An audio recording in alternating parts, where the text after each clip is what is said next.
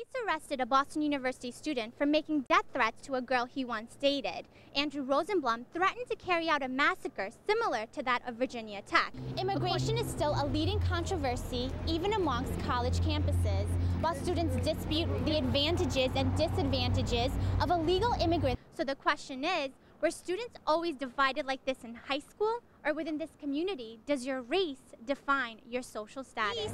The man carrying a gun threatened the female victim for oral sex, then later ripped her blouse. Here's more on and killed two Boston University students. It is reported that 20-year-old Andrew Volek and 19-year-old Molly Ferguson met at the tracks behind their West Campus dormitory to socialize. The median price of a home is $403,000.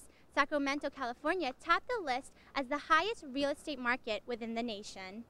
A buzz-building campaign for Cartoon Network creates a terrorism scare for the city of Boston.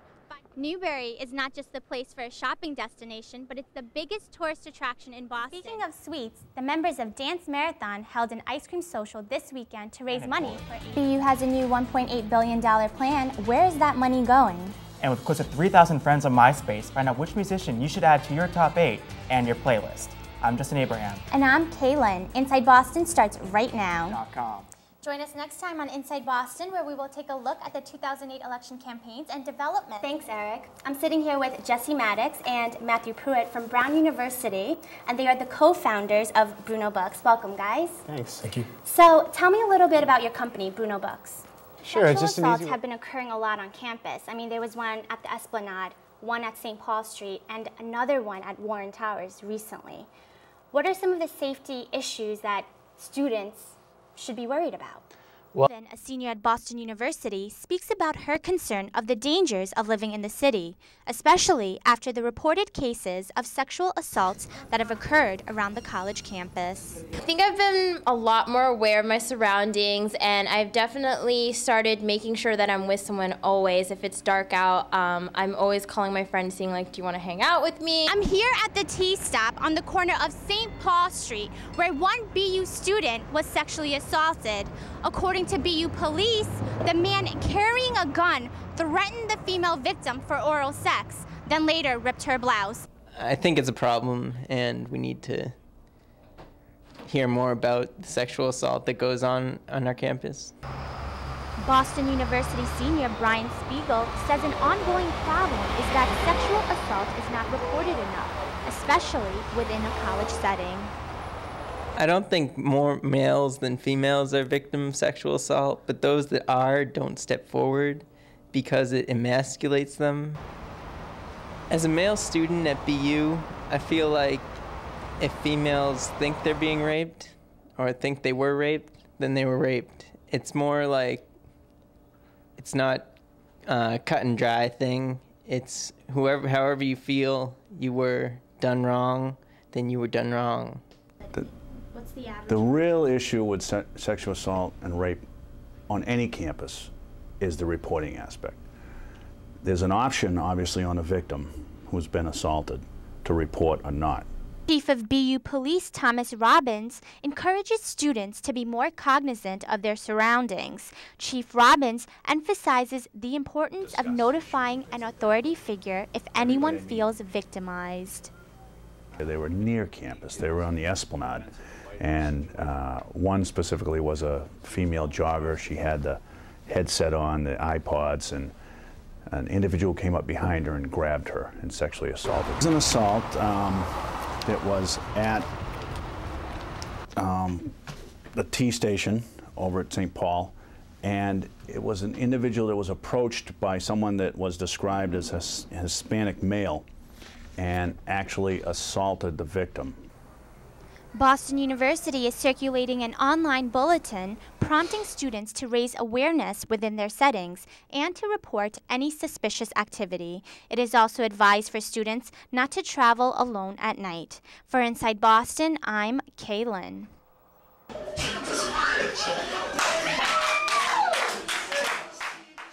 Danny Reyes is not your average Boston University student. Although he seems like a normal sophomore at the College of Arts and Science, what sets Danny apart is his unique and sometimes tedious passion for bodybuilding. Okay, Danny, so what do we have on the table? All right, well, This is a typical bodybuilder's meal. First we have some tuna for some good proteins. And then here we have spinach and sweet potatoes or yams. So I have to eat today 3 ounces of tuna fish. Now the next thing I'm gonna do is weigh the sweet potatoes. And that's basically what the process is. Although this life may seem difficult to lead, it is rewarding for Danny. At places like Rock City Body, things are a little different. The bodybuilders are taught self-confidence and self-expression, and they even use their physique to convey emotions, color, and even famous cities. I think a lot of people see bodybuilders as these kind of dumb guys taking steroids and having nothing better to do with their time than just spending hours at the gym, and that's really not the case.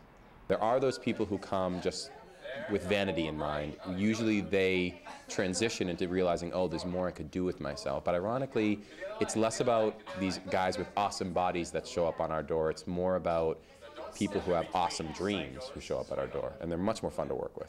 Out of the 12 bodybuilders that go to Rock City Body Gym, 10 go to the national competition. Rock City Body promotes all-natural bodybuilding, prohibiting use of steroids. Both men and women are equally encouraged in bodybuilding. Everybody has this image that bodybuilding for women is like, you know, they have the veins popping out and they look, and that's out there, but it may not be all natural. But we do all natural competitions. Bodybuilding is helping these aspiring athletes to be more comfortable in their own skin by creating a sense of commitment and building a greater community. I'm here at the Fitness and Recreation Center, where bodybuilding is considered to be more than just a sport. It's a start to a healthier and better way of life. For Inside Boston, I'm Kaye Lin. The latest ethnic dining place in town getting rave reviews is a Burmese restaurant in Austin called Yoma. The owner and the chef of Yoma introduced Boston to Burmese cuisine, but the decor in Saitjaw's nicely lit furnished restaurant bellies the rough life he has faced. Yoma means is the big mountain in Burma. When you climb the mountain, that means your life successful. That's why we like to choose that name, you know.